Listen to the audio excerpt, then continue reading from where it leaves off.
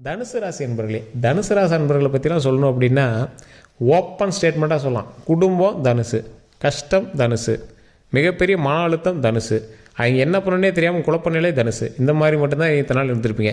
இந்த பிரச்சனைகள் அத்தனைக்கு சொல்யூஷன் 2026 தனுசு. இதுதான் ஆன்சர். இந்த ராசிக்காரர்களுக்கு இத்தனை நாள் பட்ட கஷ்டங்களுக்கு கடவுளாக ஒரு விடைத்தாள் தரார், ஒரு ஓப்பன் பேப்பர் ஒயிட் ஷீட் உங்கள் கையில் தரார். உனக்கு என்னெல்லாம் வேணும் எழுது, இதனால் உனக்கு என்ன நன்மையோ அதை அள்ளித்தரோம் அப்படிங்கிற மாதிரி அந்த நன்மைக்கான விஷயத்தை அள்ளித்தரார்.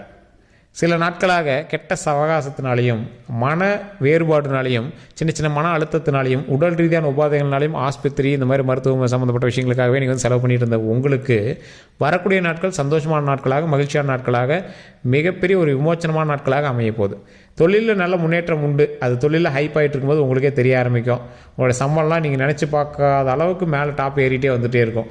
தொழிலில் நல்ல முன்னேற்றம் வந்துருச்சா, அடுத்த பாயிண்ட்டு மனமகிழ்ச்சியான குடும்ப நிலை ஏற்படும். முன்னாடி குடும்பத்து சிக்கல் தான் உங்களுக்கு பெரிய சிக்கலாக இருந்துச்சு. குடும்பத்துக்காகவே நீங்கள் பண்ணி ஏன்டா பண்ணுறோம் அப்படிங்கிற அளவுக்கு நீங்கள் வெறுத்துருப்பீங்க. ஸோ இந்த மாதிரி ஒரு சூழ்நிலையிலிருந்து குடும்பத்தோட சிக்கல்கள் எல்லாத்தையும் தீர்த்து குடும்பத்திற்கு என்ன தேவையோ அதெல்லாம் செஞ்சுட்டு பண்ணியாச்சு, இதுக்கு மேலே அவங்க பார்த்துக்கிட்டோம் அப்படிங்கிற மாதிரி ஒரு ஃபுல்ஃபில்னஸ் வரும் பார்த்தீங்களா. அந்த மாதிரி ஃபுல்ஃபில்னஸ் இனிமேல் கொஞ்சம் நாட்களில் உங்களுக்கு வர இருக்குது. அதே மாதிரி உங்களுடைய தம்பியோ தங்கையோ அண்ணனோ அக்காவோ ஏதோ ஒரு தொழில் சார்ந்த விஷயங்களை கிளிக் ஆகுவாங்க. ஒரு தொழில் ஸ்டெப்புக்குள்ளே போயிட்டு தொழிலுக்குள்ளே போதுவாங்க. அதே மாதிரி இந்த ராசிக்காரர்கள், இந்த தனுசு ராசிக்காரர்களுக்கு திருமண வாழ்க்கை உங்களுக்கு சின்ன சின்ன ஸ்ட்ரகிளை தாண்டி தான் திருமண வாழ்க்கை கரெக்டாக செட் ஆகும். குழந்தை பேர் சின்ன சின்ன ஸ்ட்ரகிளை தாண்டி தான் குழந்தை பேர் உண்டாகும். தற்போதைய காலகட்டத்தில் கிட்டத்தட்ட போன வருடத்துக்கு முன்னாடி வருடத்துலேருந்து கண்டிப்பாக ஒரு 3 நாட்கள் நீங்கள் மருத்துவமனையில் இருந்திருப்பீங்க. உங்களாலேயோ அல்லது உங்களோட குடும்பத்தினாலேயோ யாரோ ஒருத்தருக்காக ஒரு குறிப்பிட்ட நாட்கள் நீங்கள் ஹாஸ்பிட்டலில் இருந்திருப்பீங்க. ஒரு 3 நாட்களோ அல்லது ஏதோ ஒரு நாட்கள் நீங்கள் இதுக்கு முன்னாடி இருந்திருப்பீங்க. அந்த பிரச்சனை அதுக்கு மேலே சால்வ் ஆயிடுச்சு, பிரச்சனையே கிடையாது. இனி உடல் ஆரோக்கியம், மன நிம்மதியும் உண்டாகக்கூடிய ஒரு அற்புதமான காலகட்டம். தொழிலில் நல்ல முன்னேற்றம் கிடைக்கக்கூடிய ஒரு காலகட்டம். தொழிலில் நல்ல முன்னேற்றம் கிடைக்கக்கூடிய ஒரு காலகட்டமாக வரக்கூடிய நாட்கள் அமையுது. இதிலையுமே நீங்கள் எதில் ஜாக்கிரதையாக இருக்கணும் அப்படின்னா, வண்டி வாகனம் வாங்கக்கூடிய நேரம். நீங்கள் என்ன வண்டி வாகனம் வாங்கியிருக்கணும், இல்லைனா வாங்குவீங்க. காரோ பைக்கோ அது மாதிரி ஜீப்போ ஏதோ ஒன்று வாங்குவீங்க. அதற்கு பிறகு வீடு கட்டாமல் இருக்கீங்க, வீடு கட்டலாம். நிலம் வாங்காமல் இருக்கு, நிலம் வாங்கலாம். இந்த அமைப்பு எல்லாமே உண்டு. ஆனால் சின்ன சின்ன வார்த்தைகள்னால உங்களுடைய குடும்ப பிரச்சனையிலேருந்து கொஞ்சம் சால்வ் பண்ணுறீங்க அப்படின்னா, குடும்ப பிரச்சனைகள் கொஞ்சம் நீங்கள் சால்வ் ஆகி இருந்துக்கோங்க. உங்களுடைய வார்த்தைகளை கொஞ்சம் கவனமாக செலுத்துங்க. அந்த குடும்ப சிக்கல்கள்லேருந்து கொஞ்சம் பார்த்துருங்க. உங்களுடைய நீங்கள் அந்த இடத்துல பேசுகிற ஆள் இல்லை, தனியாக குழம்புற ஆள்.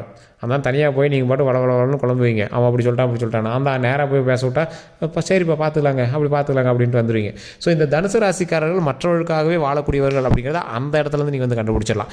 இந்த ராசிக்கு இன்னொரு முக்கியமான விஷயம் என்ன அப்படின்னா, லாட்ரி டிக்கெட் ராசின்லாம் சொல்ல முடியாது. இந்த வருஷம் உங்களுக்கு பெரிய லாட்ரி டிக்கெட்டு, ஜாக்பாட் அப்போல்லாம் சொல்லவே முடியாது.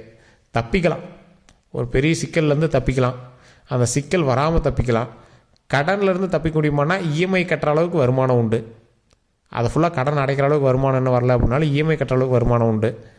தொழிலில் நல்ல முன்னேற்றமா அப்படின்னு கேட்டால் 100 ரூபாய்க்கு நடத்துகிற இடத்துல ஒரு 80 ரூபாய்க்கு நடக்கும். 100 ரூபாய்க்கு நடந்தால் சக்ஸஸ்ஸு, 80 ரூபாய்க்கு கொஞ்சம் பேச்சுவார்த்தையில் ஒரு 80 ரூபாய்க்கு நடக்கும். இந்த மாதிரி தான் 2026 போய்ட்டுருக்கும். இந்த 2027 தைப்பூசத்துக்கு மேலே, இந்த தை மாதத்துக்கு மேலே எப்படி இருக்க போகுது அப்படின்னா, இந்த ராசிக்காரர்களுக்கு நடுவில் ஒரே ஒரு டைம் ஜாக்பாட் வரும். ஜாக்பாட் அப்படின்னா பெருசு கிடையாது. ஒரு தொழில் நீங்கள் ஒரு எக்ஸாம்பிளுக்கு நான் சொல்கிறேன். ஒரு தொழில் பண்ணிகிட்டு இருக்கிறீங்க, அதுக்கு நீங்கள் ஒரு விலை வைக்கிறீங்க. ஒரு பொருளோட விலை 1000 ரூபா வந்தால் அது லாபம், ஓகேவா? ஆனால் அந்த பொருளோட விலையே 500 ரூபா தான். 1000 ரூபா வந்தால் லாபம், ஆனால் உங்களுக்கு 1500 ரூபா கிடைக்கும். ஒரு லேண்டு வேல்யூ நீங்கள் நினச்ச ப்ரைஸுக்கு சேல் ஆகும். ஒரு லேண்டு விற்கிறீங்க அப்படின்னா ஒரு நினச்ச ப்ரைஸுக்கு சேல் ஆகும். ஒரு லேண்டு வாங்குறீங்க அப்படின்னா நீங்கள் நினச்ச ப்ரைஸுக்கு வாங்க முடியும். ஸோ இந்த மாதிரி நீங்கள் எய்ம் பண்ண அமௌண்ட்டை அச்சீவ் பண்ணலாம். ரொம்ப பல்க் அமௌண்ட்டோ இல்லை உங்களை எக்ஸைட் பண்ணுற அமௌண்ட்டோ கிடைக்காது. நீங்கள் எய்ம் பண்ணுற அமௌண்ட்டை அச்சீவ் பண்ணலாம். இந்த மாதம் இந்த டார்கெட் சார், இவ்வளோ நான் சம்பாதிக்கணும் சார். இந்த மாதம் டார்கெட் சார் இத்தனை லட்சம் சம்பாதிக்கணும் சார். நான் இந்த மாதம் எனக்கு டார்கெட் சார் ஒரு 50 லட்சம் நான் இந்த மாதம் சம்பாதிக்கிறேன் சார். 50 லட்சம் சம்பாதிக்கலாம் சார். 50 லட்சம் எவ்வளோ பெரிய அமௌண்ட்டு. தனுசு ராசியில் இருக்கிற ஒரு சிலருக்கு சொல்கிறேன். தனுசு ராசியில் இருக்கிற ஒரு சிலர் தற்போதைய நிலைமையில் மாதம் ஏர்னிங் 50 லட்ச ரூபாய்க்கு மேலே எடுத்துகிட்டு இருக்காங்க. அப்படி நீங்கள் எடுத்துகிட்டு இல்லை, ரொம்ப ஃபினான்ஷியலாக நீங்கள் டைட்டாக லாக்கில் இருக்கீங்க அப்படிங்கிற பட்சத்தில் உங்களுடைய ஜாதகத்தை தான் நீங்கள் செக் பண்ணணும். இப்போ தனுசு ராசியில் குறிப்பிட்ட நட்சத்திரம், குறிப்பிட்ட தசாபுத்தியில், குறிப்பிட்ட லொக்கேஷனில் ஒருத்தர் சம்பாதிச்சுட்டு தான் இருக்கார். அப்போ ஏன் நீங்கள் சம்பாதிக்கல அப்படின்னா உங்களுடைய கட்டம் என்ன சொல்லுது அப்படிங்கிறத பார்க்கணும். அதுக்கு தகுந்த மாதிரி நீங்கள் ஸ்டெப் வச்சுருக்கீங்களா, இல்லை உங்கள் கூட இருக்கக்கூடிய ராசிகள் அதை தடுக்குதா அப்படிங்கிறது எல்லாத்தையுமே நீங்கள் பார்த்துக்கணும். ஸோ அதை செக் பண்ணிட்டு தான் மற்ற விஷயங்கள் எல்லாமே சொல்ல முடியும். அப்போனா உங்களுடைய பிறந்த தேதி, பிறந்த நேரத்தை கீழே இருக்கக்கூடிய டிஸ்கிரிப்ஷனில் இருக்கக்கூடிய நம்பருக்கு அனுப்புங்க. நீங்கள் அந்த டிஸ்கிரிப்ஷனில் இருக்கிற நம்பருக்கு ஃபோன் பண்ணுங்கள். ஃபோன் பண்ணி நீங்கள் பேசி தெரிஞ்சுக்கலாம். இல்லைனா ஸ்க்ரீன்லேயே பாருங்கள், ஃபேஸ்புக்கில் பார்த்துட்டிங்கன்னா ஸ்க்ரீனில் ஓடிட்டுருக்கும் அந்த நம்பருக்கு நீங்கள் ஃபோன் பண்ணி சார் இந்த மாதிரி விஷயங்கள் இருக்குது, இதுக்காக நான் எதிர்பார்த்துருக்கேன், இல்லைனா இப்படி கேளுங்க, எந்த விஷயத்துக்காக நீங்கள் எதிர்பார்க்குறீங்க அப்படின்னு அங்கேயே கேளுங்க, அதற்கான விடையை அவரே சொல்லுவார். அந்தளவுக்கு வந்து அக்யூரேட்டாக 200 ஜோதிடர்களுக்கு மேலே ஆசானாக இருந்தவர். 200 ஜோதிடர்களுக்கு ஆசான் அப்படின்னா எப்படி இருக்கும் சார், உங்களுக்கே ஒரு வாத்தியார் சார் அப்படிங்கிற மாதிரி தான் இருக்கும். ஸோ அந்தளவுக்கு ஒரு நீட்டான பர்சன், 4-5 மொழியில் ஜோதிடம் பார்க்கக்கூடியவர். ஸோ அந்தளவுக்கு ஒரு பயங்கரமான டேலண்டட் பர்சன்ட்டு தான் நம்பர் நான் கூட வாங்கி கொடுத்துருக்கேன். உங்களுக்கு வேணும்னா ஜஸ்ட் கால் பண்ணி தெரிஞ்சுக்கோங்க.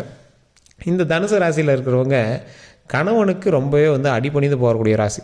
ஒரு குறிப்பிட்ட டைம்லாம் வந்து பார்த்திங்கன்னா 2 பேருக்கு பயங்கர கலவரமே நடந்திருக்கும். ஆனால் இப்போ பார்த்திங்கன்னா அப்போ ரொம்ப பாண்டிங்காக சுற்றிட்டு இருப்பீங்க. என்ன தான் இருந்தாலும் மைண்டில் ஒரு சின்ன சின்ன ஆப்ளிகேஷன்ஸ் இருக்கத்தான் செய்யும், இருந்தாலும் ரொம்ப பாண்டிங்காக சுற்றிட்டு இருக்கக்கூடிய ராசி.